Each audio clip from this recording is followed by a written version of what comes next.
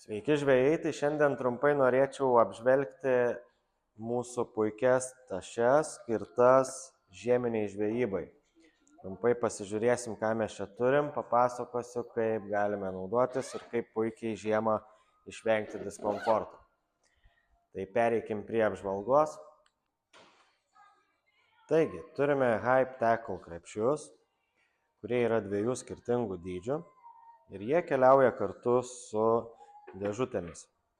Dėžutės skirtos yra laikyti baterijas, tai realiai yra pritaikytos 7 amperų baterijoms ir galima dėti netgi iki 2 baterijų į vidų. Tai reiškia, galite įsidėti 2 ir susijungti, nes yra tam skirti laidai. Taipogi ir didesnė dėžutė, matot, irgi turi išėjimus laidams. Taigi, pasijungiate laidus ir galite talpinti dėžutę tiesiai į krepšį.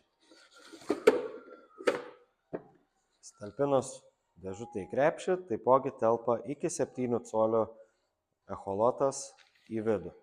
Reiškia, jums bus patogu laikyti ir baterijas, ir echolotą vienoje vietoje. Įsidėjus echolotą mes turime išėjimą sonarui. Tai vat, čia matom yra išėjimas, kur galite tiesti sonaro laidą. Ir viskas patogiai vienoje vietoje, viename krepšyje. Taip pat ir šiek tiek nuo šalčio sulaiko, taip pat ir patogu. Tas pats variantas yra ir su didesniu, talpinti didesnį echolotą į vieną krepšį. Aišku, turime krepšyje ne tik echolotui vietos, bet, sakykime, susidėti galime pakankamai nemažai ir kitų daiktų. Taipogi yra ir diržas papildomas, kuris prisisega štai čia, kad galima būtų patogiai ir transportuoti. Tai šitoks komplekčiukas yra pas mus lizard.lt, taip pat ir Šiauliuose, ir Vilniuje fizinėse parduotuvėse galite rasti mus.